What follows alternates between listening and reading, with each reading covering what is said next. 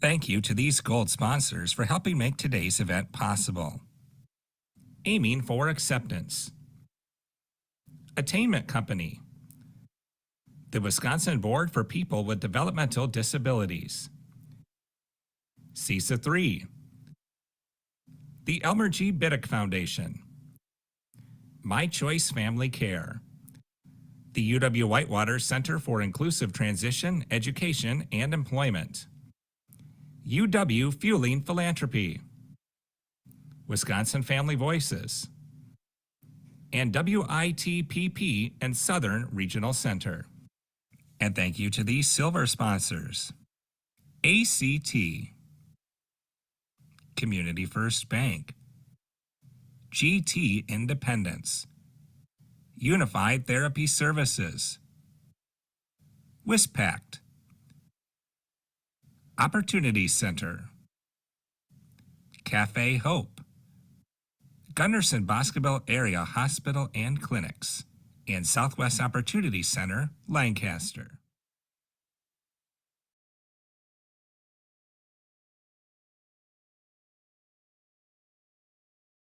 My name is Tim Markle, and I am, one moment. My name is Tim Markle. I'm director of the Southern Regional Center for Children and Youth with Special Healthcare Needs. We're out of the Wasteman Center. We cover 14 counties in southern and southwest Wisconsin, including the awesome southwest part of Wisconsin that Rose Cutting is from. And so we are here tonight with our what would have been the opening panel for the Harnessing Abilities Conference that was scheduled to be held in Prairie du Chien, but needed to be reimagined. And so one of the ways that it's being reimagined is we're going to do a series of 7 webinars, workshops, conversations, however you want to look at them. And we're very thankful to Rose for being part of this with Aiming for Acceptance, and also CITEE and all the sponsors we just heard about. And tonight we are really excited to have Janet Estervig as well as Giorgianne Maziarka. And I'm so sorry about your last name there. I know I messed it up, Giorgianne, so I apologize. But tonight, they are going to help us take an in-depth look at how employment can work when you have the right supports in place. We're going to leave with the knowledge of how to identify the right amount of support to successfully employ or be employed. Janet is the Director of Curriculum and Training on Transition, Employment, and Supported Living with the Attainment Company. And Giorgianne is Research Services Manager with the Center for Inclusive Transition, Education, and Employment, the CITEE project from the University of Wisconsin-Whitewater. We are glad everybody is here. We're looking forward to a full discussion. Janet and Giorgianne, take it away. So glad you're with us. Well, thank you so much. Yes, and we're excited to be here. Yes, thank you. And before we start, I just want to apologize in advance. My dog is very sensitive to noise, especially the UPS truck. And that's what I was just scrambling to get some treats and things. So, well, this is what Zoom is all about these days. So just so you know, I was a special education teacher, did a lot of transition of students going into jobs in the community. And so during that time, I decided to start my own supported employment agency. So I started an agency called Work Opportunity in Rural Communities, or WRC. And that's where I first met Giorgianne, because she came and worked there. And so since then, I've become a registered nurse, and I've been part of running a personal care agency. I worked at the Department of Health Services and their employment initiatives across the whole state of Wisconsin. And now I'm at Attainment. But Giorgianne and I are going to bring to you lots of practical information.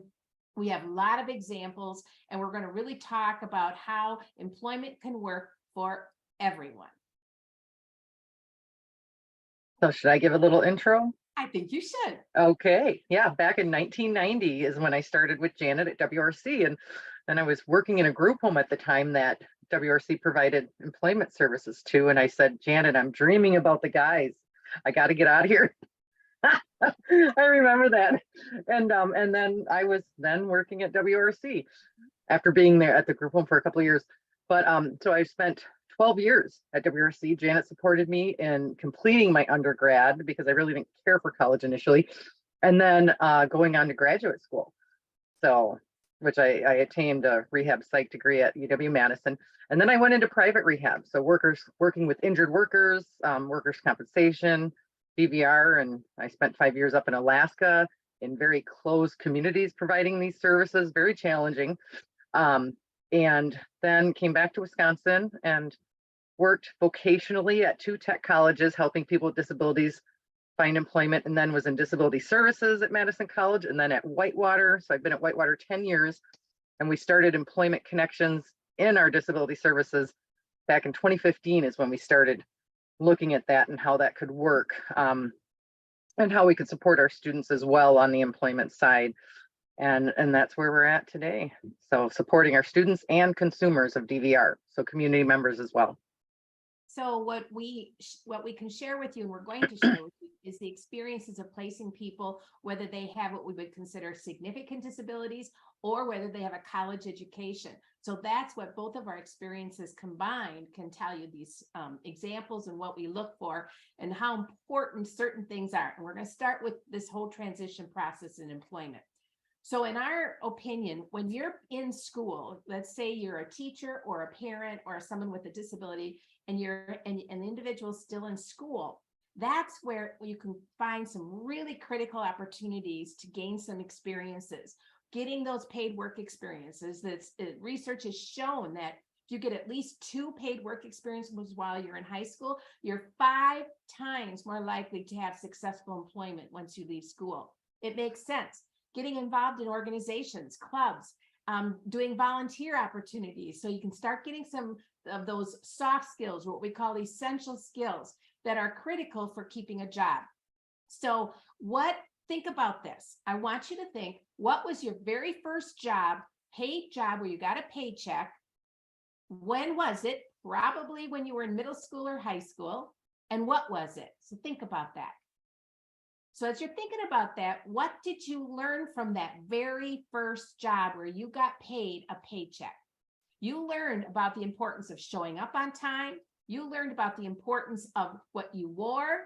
You learned about the importance of getting along with your coworkers, listening to a supervisor, being prepared to work, what the employer expects from you, what job you do not want to do when you're out of high school. So you've learned so much. These entry-level jobs that high school students get, these work experiences, are really critical. And just because you have a disability doesn't change that one iota. It is still extremely important that you're using this time while the students in school, whether they graduate at 18 or whether they're going into a transition program from 18 to 21, to gain some of these critically important skills. So making those connections to your community, getting to know what you like and not like, what are some good job matches. And so that is sort of that groundwork that's so important when those students leave school. And I was part of the adult service system. So have you made those connections? Do you know who the Division of Vocational Rehabilitation is? Do you know your DVR counselor? Do you know if you'll be eligible for Medicaid or what we call long-term care services? We have a managed care system, an IRIS system. We have opportunities to have job coach for long-term. And so understanding what's available, what's out there, who do I connect with, so that once I am employed, who can provide some additional supports or potential transportation supports for me. So those are the really important resources. Who is DVR? Who are the long-term care support systems? What is ADRC, Aging and Disability Resource Center? That's the kind of the entry portal to start into long-term care services. So those are really important and knowledgeable ways to start getting this process going for your students. If you're a teacher, critically important. Think about the most important thing you can teach individuals in your classroom, and that is the skills to be successful in a job. And I am a firm believer that there is a job out there for everyone. Now, where that is, what it is, might have some figuring out to do. But so Giorgianne, talk a little bit more and I'll give you the floor for a moment. Okay. So when we through DVR, we work with some high school students. And part of that is when we meet them, we're putting a resume together. So that's why those clubs and volunteer experiences are important, because if they haven't worked yet, you can still build a resume off of those experiences. And employers do like to see all of that, that students are volunteering, that they're involved in things. So even if it hasn't been work yet. And then when you're looking at, getting connected with DVR, obviously a service provider is going to be available to help your son or daughter with doing job shadows and such. But as a parent, if you're not connected yet, you can actually set up a job shadow to try to help your son or daughter determine what they might want to do. And it's, employers are very open to it. You just say, can we take an hour of your time? My son is interested in bagging at a grocery store or maybe assembly work. They're typically very open to that, especially today because they're so short-staffed. So if they can get anybody interested in their work and what their needs are, that's awesome. So, and you just simply reach out and just say you have a son or daughter and they're exploring where their work interests are. And would you be open to allowing them to come observe and ask some questions of someone, of the employee for, actually, it could be a half hour to 45 minutes. And then you want to make sure they dress appropriately when they go to that work site, et cetera, and always thank the employer and you prep them a little bit to say hello and put some questions together that they could potentially ask that person what they might be curious of, and they can work beyond that. So that's a great exploration stage. And we even do that with some adults too, when they're looking to change careers. And then with the work experiences, through DVR, you have your provider that will contact. Work experience is paid by DVR, and Opportunities Inc. is the employer of record, so they cover the liability. They are actually the employer, but we will reach out to employers and ask them if they are willing to participate in this work experience. We'll explain what it is, but then what we explain is the purpose of it. And there are some larger corporations that are not understanding that there is a purpose to a work experience through DVR. I think they just want to pay people themselves and they just don't get it. But the purpose of a work experience is for someone to build their resume, get that initial work experience, maybe determine. I've used one to determine someone's behaviors because I didn't know why she got fired from her last job because I was hearing two different stories. So, and I explained that very clearly to the employer. This is what I need, knowing very well that the employer may terminate that work experience, which did occur, and I'll talk about that later. But so it's to build resume, gain recent work experience, get a work reference. That's what those work experiences are for. So, and also sometimes it could be for assessing things, what somebody can physically do maybe, and their stamina and such. And with DVR, you can also have a job coach or systematic instruction. So that's someone there supporting that person or helping them learn the job so that they're not, initially the training would be done by a staff person of the employer, but they'd really be training the individual and the job coach.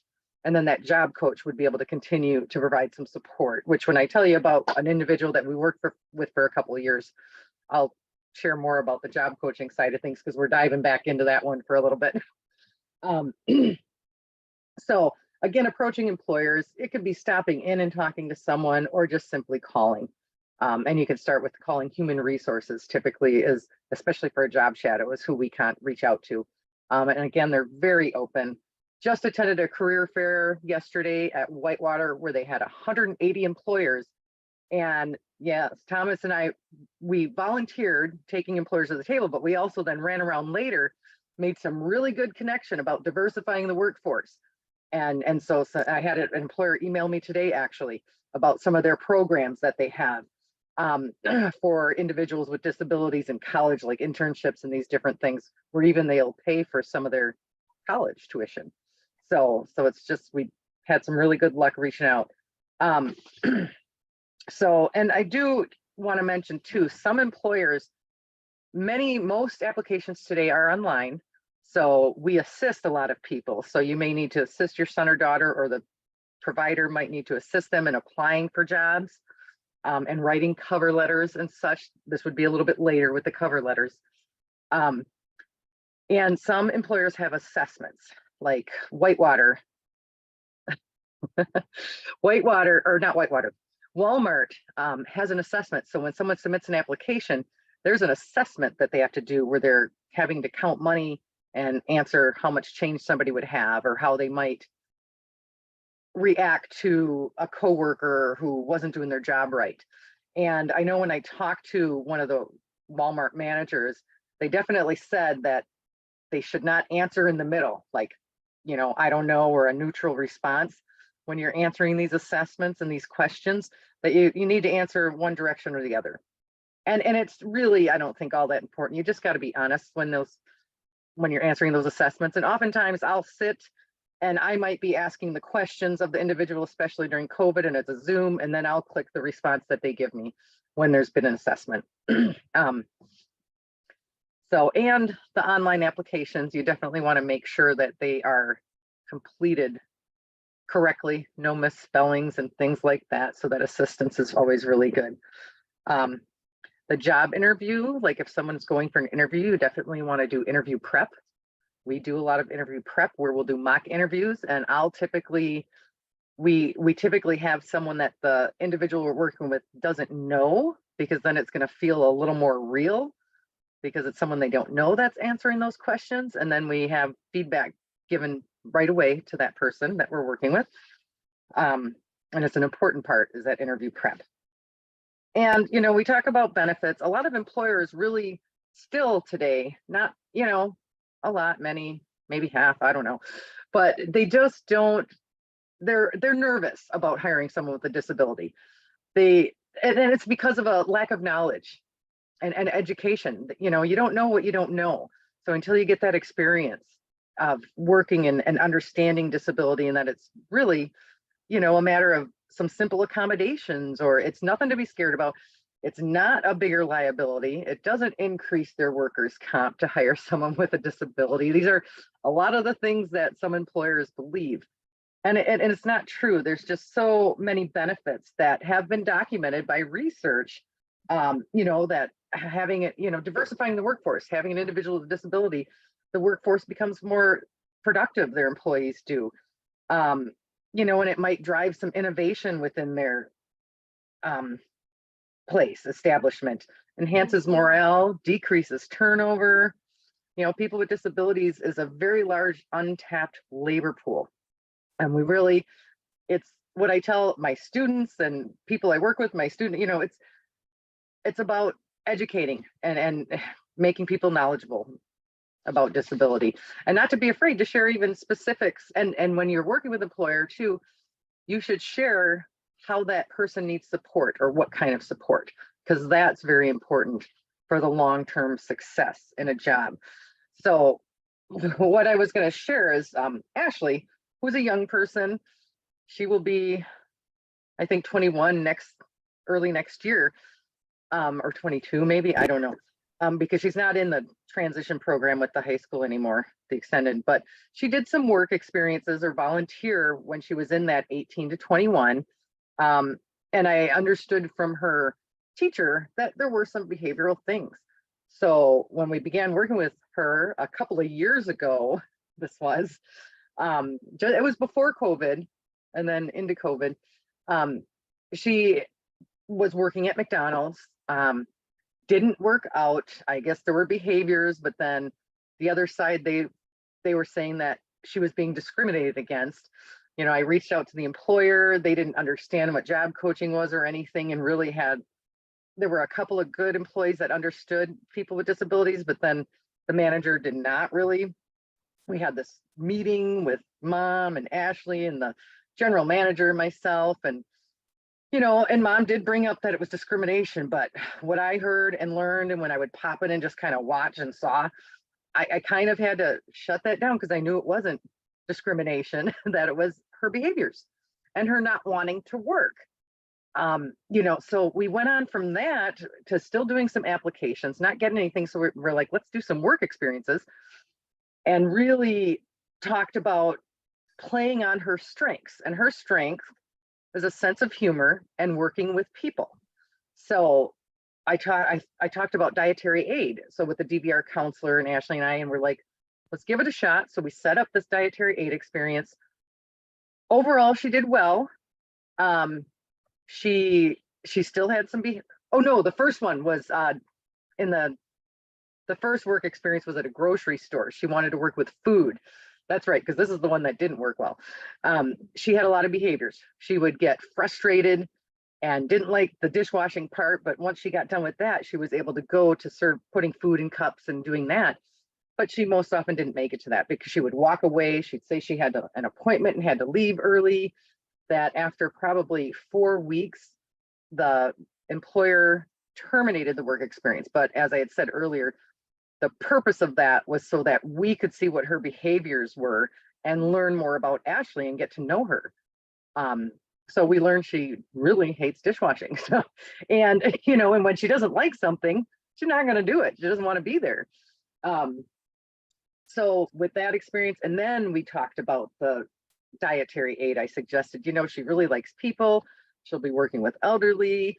We contacted an assisted living, and they talked about how, you know, they all like to goof off and make it a fun environment. So she was there greeting people as they came in the dining room, getting their drinks, drink orders, going and getting it, serving meals. She did really well with all of that. But then when it came to cleaning at the end, that was again something she did not really enjoy. So we had job coach the entire time. She made it through that experience, but we would really have to encourage her. She'd come and she'd go and sit down whenever she had the chance. And it just, you know, it was only 2 hours too that she was doing this, that she was working. So we did a 2-hour shift that she wasn't able to make it through without sitting down and not wanting to work. So after that, we tried another one at a nursing home. And that was more in the kitchen, but it did have a power dishwasher, which was better. And she was able to do some of the food prep a little bit. That turned out that the environment, you know, some of the women saw that Ashley was not like the super hard worker and didn't appreciate it. So she did complete it, but that was rough too, where she would sit down and not work and not want to do something. So then, you know, working with DVR and just exploring options and what's she going to like. And Ashley was really set on wanting to try a bagger position because I think one of her friends was a bagger at another store in town. So we went back to our first employer who they're wonderful. We do a lot of ITWs there or job shadows because they get it and they're very open and they understand the purpose. So went back to him and said, you know, she's really grown over these last couple of years and she wants to try bagging. So we did a 6-week bagging position and she did very well. We were able to fade very quickly to just coming in at the end of the day. And the goal was starting her at 2 hours to build her stamina and, you know, to increase to 3 hours and then hopefully to 4, because we know their shifts are 4 hours. So, and that's what we did, but it wasn't until the last 2 weeks, I think we got her finally up to 3 hours. And then that last week we got her to 4, which was a little bit harder, her sticking around, but she bagged great, greeted customers. She knows so many people in her town that, you know, and you can be social as a bagger. So that was just a big piece because you're talking to the customers and that's really important to the grocery stores. So that she got hired at that store as a bagger. So, you know, she's been there like 3 weeks or so now, doing very well. We haven't been job coaching, but I made, you know, we've got that already good connection with that store.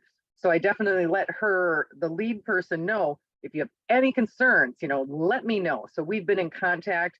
And I recently, yesterday, got an email that she doesn't seem as focused, you know, and they're wondering if, you know, we can job coach again and had some concerns of her leaning. So, you know, I reached out to Ashley's she's been sick. So that may be part of the inability to stay as focused because we all don't stay as focused when we're not feeling well. But I did get approval since we're in that retention period of her job for 90 days through DVR, which means we can support her and the employer during those 90 days.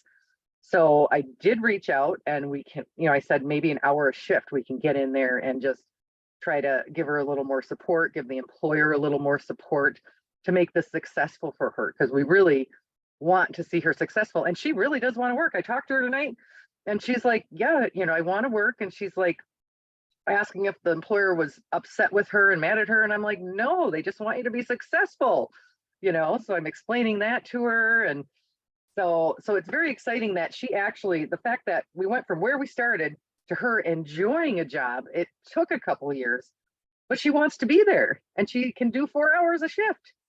So that's that story. So it can be a real process to finding something that works for someone. And it doesn't mean she's going to want to bag forever. There might be a time where she wants to do something else. You know, not everyone, especially today, young people stay in their same job forever. Some do, some don't. You know, so we all jump around, but that's a story that I think kind of shows what you need to be doing, looking at, and working together to help someone figure out what it is they might want to do, and trying things. There's trial and error in everything, right? So. And I love that it shows the progression of what we call if you hear the term discovery, DVR calls it the discovery process. And also the fact that you may not always be successful in the beginning. Right. And it really is moving through these opportunities. But the other thing is you guys didn't give up on her either. Yeah. And, you know, having that backing of saying, we want to make this be, you will be a future employee at some point here. We're going to make this figured out. And I love that we look at that discovery process. And this is sort of what, when a person has even a more significant disability, we think about what is it that person has as gifts. It doesn't mean we ignore some of their barriers, but what are the gifts that they have? What is it? And for her, it was those social skills. Another person, it might mean they like that being in a quiet place. Another person might want to be with lots of customers or no customers. So you got to think about what's the best work environment.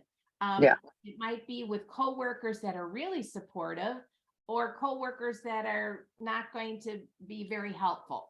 And so you don't always know that when you're placing people in jobs. But one of the things that we look at in that whole system of discovery and then work experiences and then getting the chance to actually be hired in a place of business is that process of figuring out where are we going to have the best chance for success. And then you also talked a little bit about networking, we call it, and Rose commented on it in the chat. You know, you that are here listening today, you probably know at least 10, 20 people in your community that work somewhere. And where are they working? So thinking about where are those connections you already have and how to make those connections, and then figuring out, could I make a contact, or with the agency, or should I ask DVR or the teacher? Who's going to make a contact with an employer, and knowing some information about that business or you having a contact there really is what is helpful. So when I was looking for jobs for people in these rural communities, some of them very small communities, I think about, well, who knows who there? And so helping to make those connections. Usually family are connected to people in their community. So how do you make the best use of that knowledge and those networking connections? Absolutely. And I actually reach out to my colleagues that live in various communities around Whitewater, depending upon who I'm working with, and say, hey, do you know of any employers that really would be understanding? We have this individual that we're working with, and we're looking for this kind of work site, and et cetera, et cetera. And then, you know, because I know they have people that they know in those communities. So I do that often. So sometimes we place people in jobs that have an existing job description. But as my experience, I work with people with, like I said, more significant disabilities. And so we did what it's called customized employment, or sometimes it's in the past was called supported employment. So supported employment, or what's customized employment. Now, maybe you take parts of a job. You know, this person, the barrier might be reading. So what part of the job do you have to read, and what part of the job can you do without having to do that part of it? So we think about a job description, break it down into parts, and then think, okay, employer, we would have someone who can do this every single day for you, Monday through Friday. They'll be able to do this piece of that job. And some employers, and actually many employers, because we've had great success with this, say, oh my gosh, I would love that you would have that job. Somebody's going to come in and do that one job. Now, maybe they can't do the cash register. Maybe they can't do all the things that is maybe required of like a retail job, but they can do the part like unpackaging when the crates come in, all these clothes have to come out. They all have to get hung. Everything has to go back out on the floor. And when things are on the floor, everything has to be refolded, restacked. There's constant work in a retail store that doesn't require even once having to go behind a cash register. So we had a woman that worked at Walgreens. And so her job was stocking all of the shelves. She also cleaned the bathrooms. And so when a person came up to her and said, I'm looking for gloves. So she didn't have ability to talk to people, but she'd go like this. She was a very social person. She'd go like this and then follow her and she'd take them. And in this case, she took them to rubber gloves. She took them, that was what they wanted. Then she took them to farm gloves and that wasn't quite what they wanted. So she had to find the gloves, but she knew where they were because she stocked this store and she knew this very well. Thank you, Tim, for putting that on. Customized employment. So there is actual, legal terminology for this. And this is what vocational rehabilitation will look at in being able to help fund those job coaches. So I want to explain what job coach support is. So I did a lot of training of people to be job coaches. And that's really when Giorgianne said systematic instruction. The whole idea is when we're looking at a job, now we're going to break that job down even more and teach the skills of that job systematically. We break it down into what's called a task analysis. So we have job coaches learn about what it takes to be successful. What are the employer's expectations? You want to know what that is. What is expected for quality and quantity for that job? And then once you get that, you think about, okay, how am I going to teach those skills? Sometimes you might be using pictures. You might use your phone for a checklist. It might be that somebody's going to listen to an audio that's going to help explain what they have to do. We're trying to use technology more and more instead of human beings to do some of this training, partly because we are a shortage of job coaches. So one of the things we try to think about is how can we provide some support, even providing support when you're in rural communities, as you are in Southwest Wisconsin. How can we provide support remotely? So again, it does mean a tablet or a phone, but you can be providing job coach support for somebody using a FaceTime. And so there's a lot of newer ways to try to figure out how to make this work without having to drive 60 miles to go and job coach someone and then drive another 60 miles to job coach someone else. So we are trying to use more remote supports for people in this whole job coaching world. So I think that you got to understand DVR is only going to be the short term. They'll only cover the cost for short term. Then it's the long-term care system that really looks at providing that support in the long haul. So whether you choose IRIS, which is an individualized supports, or you choose a managed care organization, they have the Medicaid funding to provide the ongoing supports for individuals to get through their jobs and then to also find ways to support them on the job. Ultimately, we want the employer to be providing as much support as they are able. I'll explain a situation that right now we have a young man that we've worked with and done some work experiences, and he's in the 18 to 21.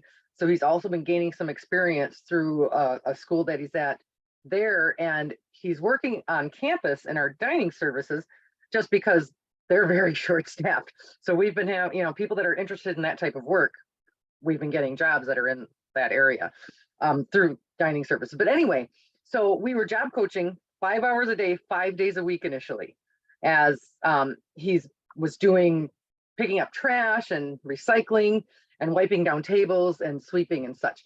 And now we dropped back to where it was like 1 hour a day. Now we're not job coaching anymore at all.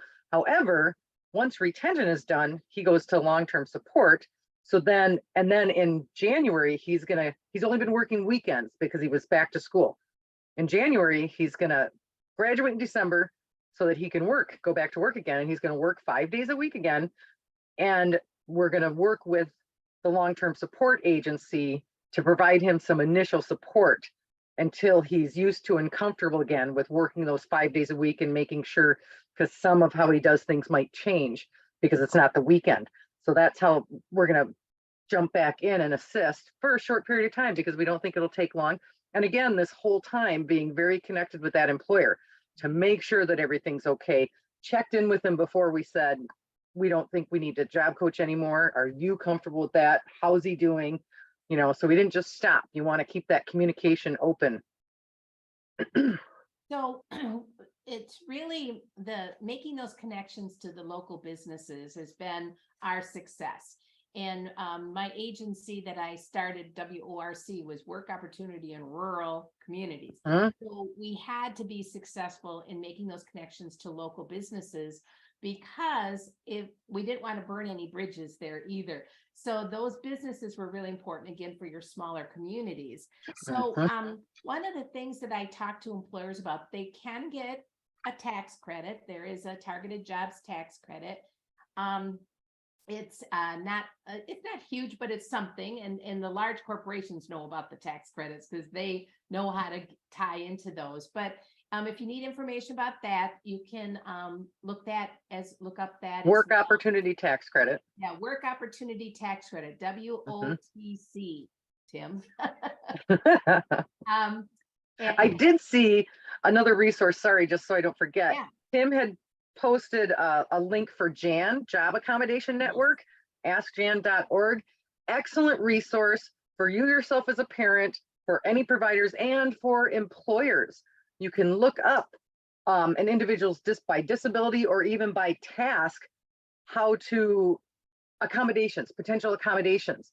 And a while back, and still today, I haven't had anybody to recently, but back when I was at the tech colleges, I would, like, if someone, specifically, I remember someone being autistic, and I printed Jan for him, and in the interview and stuff, I'm like, you may want to disclose in the interview, because he had some mannerisms that were very apparent, and disclose. And then it also will explain what autism is or what that disability is for an employer. And it'll give scenarios of potential accommodations in a situation, and then just list every area.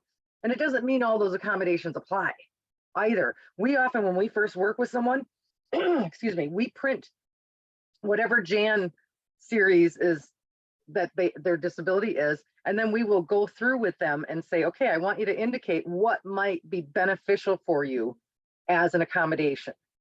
You know, so not all areas apply, but that at least gets the individual also thinking about it, because it's very important for the individual to be able to express what their needs are and where they might need some support.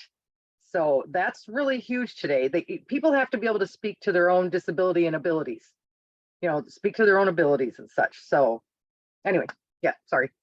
No, perfect. And one of the things that you're talking about, having these relationships with employers and providing them resources like Jan, and talking about accommodations, and then, but also talking about the benefits of hiring these students or youth or adults with disabilities. We speak to our own experiences of boosting morale and having a very loyal employee and someone who's reliable there every day to do this work. I mean, you can't promise that unless it's true, but not everybody's the same, of course. Right. But the really thing is really to share some of your experiences. If you have placed people in jobs in the community, I always talk about that retention rate. That's huge as a benefit to hiring through your agency. If I'm a supported employment or customized employment agency, I can talk about what's the retention rates of the people I've placed in jobs. And that's very impressive to employers. And then just understanding that this is national and Wisconsin. I mean, there are people with disabilities in jobs, and be a resource if they ask questions about Americans with Disabilities Act. I think it's important for them to understand that really, we're not asking employers to hire people that can't do work there. I mean, we do want, these are going to be valued employees, but that's the thing. When I'm talking to employers, I talk about the fact that they are going to have a value added to having these employees. But you also, if I'm an agency person, you also, or a school person, you have me for some support. So when you hire someone off the street, you don't know anything about them, but you hire somebody I'm recommending. Now you've got my support. Also, I've already vetted this person. I've already thought about this being a good job match for this individual. And so I'm already giving that a try to say, this is what I feel this person can do here. And then, of course, you're developing these relationships with employers. And so some of the employers that you have good relationships with are going to be the ones well, we're not sure how this is going to go, but we appreciate, let's give it a try. Thank you. And I'm here. I'm here for support. If it doesn't work, we'll be here. Yes, you can let the person go. Yes, you can fire someone. ADA does not does not say you can't. Of course you can. The person isn't doing the job or does other things. Yeah, it's the same thing we'd have to tell professors too. Yes, you can fail the student if they're not doing the work and turning in anything. Yes, it's okay. Exactly. So employment, supported employment now, which we call customized employment, or it's also called CIE, competitive integrated employment. It's CIE. There's another one Tim is going to look up for you. And competitive integrated employment, that or just any kind of employment in the community, this has been going on since the 80s, really. This is not like brand new programming. Employers and businesses have been hiring people with disabilities for 30 years, 40 years. It's not new. But I think that when you have turnover for, potential turnover in schools and VR, there's the experience is going with them. And so it's really kind of having to recommit to the fact that, yes, everyone can have a successful job opportunity in the community. And I place people in jobs who could only move one hand. We place people in jobs that, had a lot of physical limitations or some behavioral challenges or whatever it was. We tried to match up where we thought that was going to have, that person will have the best success, and then supporting that employer as well. Because as an agency person, the employer was my customer as well. And just to go the other direction, because for a second, briefly, is because I don't like it when it's like, everybody needs to go this way and do this. Not everybody wants to work in the community. So that's why somewhere like Opportunities Inc., or I don't know if they're referred to as workshops, but C14s or whatever. But sometimes that is where someone wants to be working. So it's not a bad thing either. You really just want to respect what that individual wants to do. But if someone wants to be in that community, absolutely, there's a job out there. But I just have to look at both directions. So yeah, and there is federal law that's really changing the nature. It's called Home and Community-Based Services, HCBS, Final Settings Rule. And it's going to come into play in 2023. And it requires facility-based programs to have community programming, to have some connections to their community. So there is going to be a significant change in any of the facility-based programs as far as really helping people stay connected to their community. They might have jobs there at the workshop, but making sure that there's opportunities for them to make connection to the community. So I like that. Federal has requirements for that HCBS. And then the other one is the work opportunity. WOTC, work opportunity tax credit. No. Oh, for crying out loud. It's where it's all about transition, and it's for DVR is required now to spend 15% of their entire budget on students in school. This is huge. And they're supposed to be reaching out even from the age of 14. So your son or daughter could be meeting with DVR and the school teacher at 14 to start talking about things and doing job shadows. WIOA, is that Right, it? so WIOA, thank you. Workforce That was Tim. Innovation Opportunity Act. I was a blocker, WIOA. And that was a federal law that was passed in 2014. So it's been around a while, but Oh, wow. VR has to spend that money on youth in school, and it's called Pre-Employment Transition Services, or PREETS, it's called.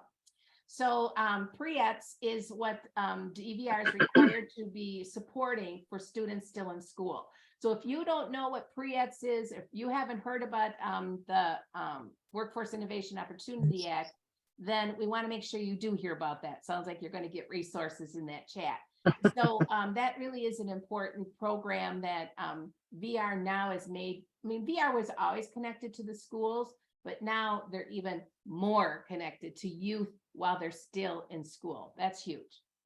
Yeah, and there's other resources with PREETS, like Skills to Pay the Bills. We got vetted to do that, where you're learning those essential or soft skills. And so when they try to do it in bigger classrooms, and we had 2 people that we did like a small classroom with and went through the Skills to Pay the Bills. But so there are other things that DVR will pay for to help your son or daughter gain some skills to be ready to work. Yeah, so make sure you're connected to your VR counselor. Find out what they're doing with your school district. If you're a teacher, make sure you know what VR is offering your students while they're still in school during transition time. It's really, I don't know what exactly they're doing in Southwest Wisconsin, but I'm sure they're doing something because it's mandated. Yeah. I think do people have any questions? Has anybody come up with any questions in the chat? Well, you guys are throwing out resources. It's hard for anybody to get any questions in the chat. Oh, sorry. We are resource people. That's what we want, is to really share with all of you. So who is responsible for that partnership with DVR in schools? Like, if there is somebody out there who has a school and they're sitting there going, I don't think I've ever seen DVR in our school, who can help make that happen? The parent should go to the teacher and say, because you do have those. Well, okay, IEP is DVR, IPE is school. No, Yeah, no, IEPs are school. schools, and IPE IPEE is Individualized DVR. Plan for Employment is VR. So during those IEP meetings, that's when DVR should be brought in, and as a parent, you can absolutely request that. Yeah, so VR is supposed to have assigned a counselor for every school district in the state of Wisconsin. So there should be a VR counselor assigned. Now, to be fair, they have high turnover and they have been short-staffed. Yeah. And I know that some districts, because that your WDA, it's that workforce development area of Southwest Wisconsin, has a VR office for the whole area. And then their counselors would be assigned to each of the different school districts. There might even be a list. I could look, but it wouldn't be current anyway. Well, actually, they keep them on the DVR website. You can look at a staff directory, and it is pretty well kept up to date. Good. Okay. Yeah. So actually going to the VR staff directory, you can see exactly who is the VR main office in your Southwest area, and then who would be the one in your community that is assigned to your school. And then if you talk about pre-employment transition services, or PREETS, you'll say, what's going on in our school with PREETS? And like I say, 15% of the money for all of VR, their whole budget is going to, it has to go to high school age students in special education that in transition. That is a game changer. That was a game changer, and that has made a big difference in that partnership between VR and the schools. Just to touch on transportation, because I know that's challenging in rural areas. You got to really get what's the word I'm looking for? Anyway, can't think of it, but I'm going to tell you a situation in Whitewater, it was a student, a high school student, and we found her work at Walmart, and she lived all the way across town and had no transportation. So I reached out to our disability services office and asked for our project assist person to reach out to only female students to see if anybody would be willing to transport her. She could get to work. It was just the ride home, transport her home from work at 10 o'clock. So I specifically said female students because it's 10 o'clock at night. And we had 2 students that volunteered, and she paid them, like, I don't know if it was a few dollars just for gas to pick her up and drive her across town. And they even continued over the summer. They did it on weekends. So yeah, you got to think outside the box sometimes on transportation. So I created a list of what we look at. So you look at, can you get a job within walking distance, biking distance? Can you get a job that other people are going to that same business around the same shift times? And then trying to talk to coworkers to see if you can get a ride to and from, help pay for gas. And then you start going up the line. Can you find a hired driver? Is there somebody that the agency could hire from the community? We would go to the senior centers and we would get some wonderful relationships. Remember in Oregon, we had these wonderful relationships with these couple of people at the senior center that would pick up our clients and take them to work and bring them home. And then we paid that time and mileage for them.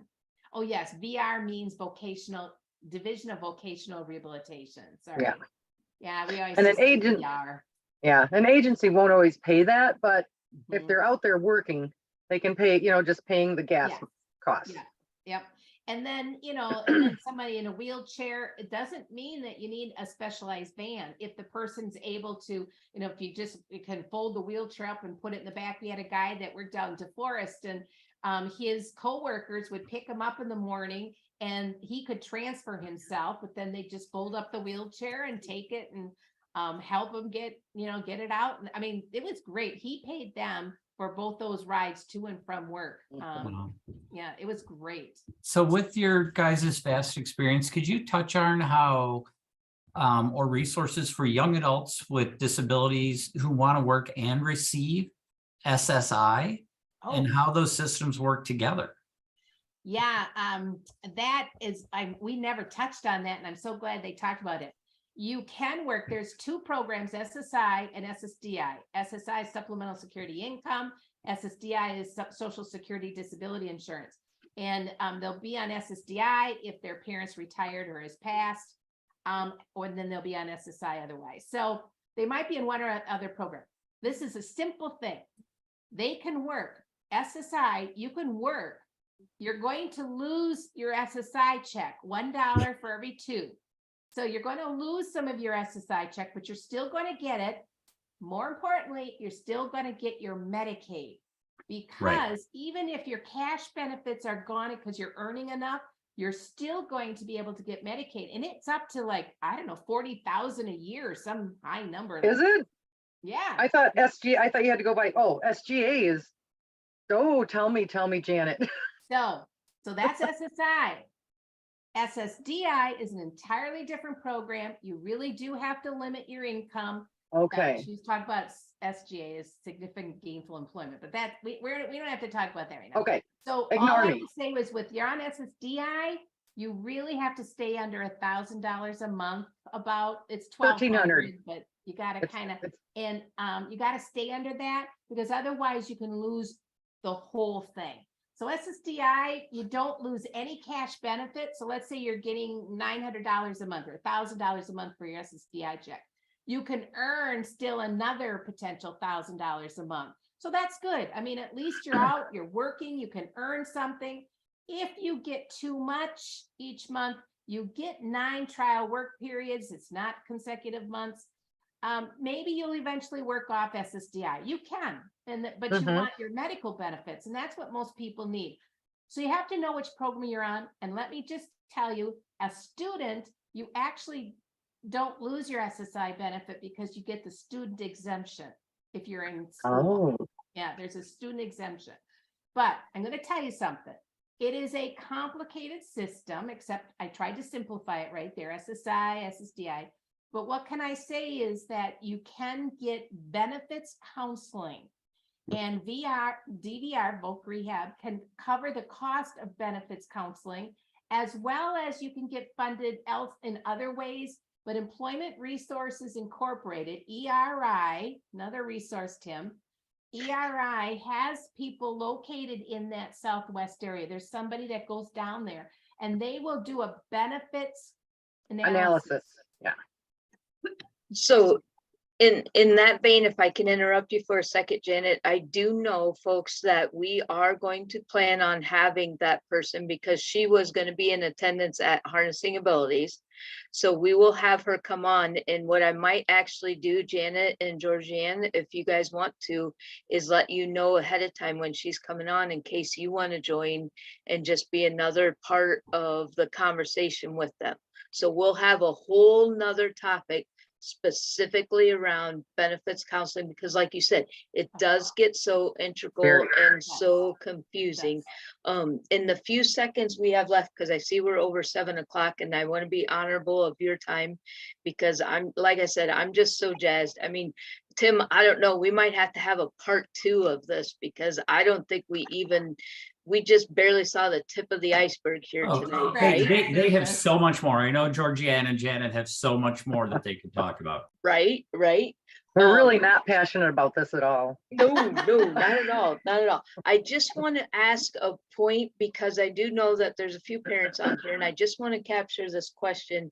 You guys spoke earlier about how critical it is for the person to be able to speak to their disability. Okay, so I want to combine that statement along with the whole, it's not necessarily what you know, but who you know, and getting a position. In myself as a parent, I initiated a conversation with the place of employment for our child. And now I'm kind of second guessing, like, did I do the wrong thing in starting all of that and kind of go ahead and telling them about his disability? Or do you think that's okay that somebody else can do that warm handoff and then empower them to come in and finish that conversation? Absolutely. Yeah, no, I mean- I think that's fine. Yep. As an agency person, if I'm working with that individual, I would like to be the one making the contacts with Yes. employers. But you give me names, or maybe you give me networks or resources. But at the school, while they're still in school, I mean, it's never a bad thing that you're making those connections. I don't No. think it's ever a bad thing. And I was thinking more of the college students that we work with. Mhm. They're college students. I expect you to understand what your abilities are and how to talk to an employer. And so we work with them on how to do that. So when I made that statement, I was thinking more, the college students with disabilities. But definitely someone in high school that's transitioning, yeah, you can definitely speak and share that information for them. Okay. So one last thing, in that vein, one of the people that's in attendance with us here tonight is a wonderful person that works in the CISA 3 area. So if you guys are listening to this or watching this from Southwest Wisconsin, Ms. Burton is absolutely a critical part in that youth apprenticeship and career college life ready. And I just want you to know that another source for you to reach out to is that team of individuals at CISA 3 or any of your CISAs, because it's also their passion to, as Janet, you started with all this saying, everyone can work, right? And so that's a passion of that team embedded in every CISA. So I encourage you to reach out to those folks as well. But ladies, oh man, I'm not going to sleep tonight. I'm jazzed. Well, thank you. We're happy to be here. Yes, we were very happy to be here. Well, and we will continue the discussion about what more you might want to talk about. We do have slots to fill, so Rose and I will put our heads together and see what we can do. Everybody else, thank you so much for being here. We're going to stop the recording, but we will hang out. for a little bit more. I don't know about Georgianne and Janet, but I know Rose and I will hang out for a little bit more here. If you do have any, well, okay, I will hang out for a little bit more and try to answer any questions you might have. But thank you so much. Hopefully you can join us again.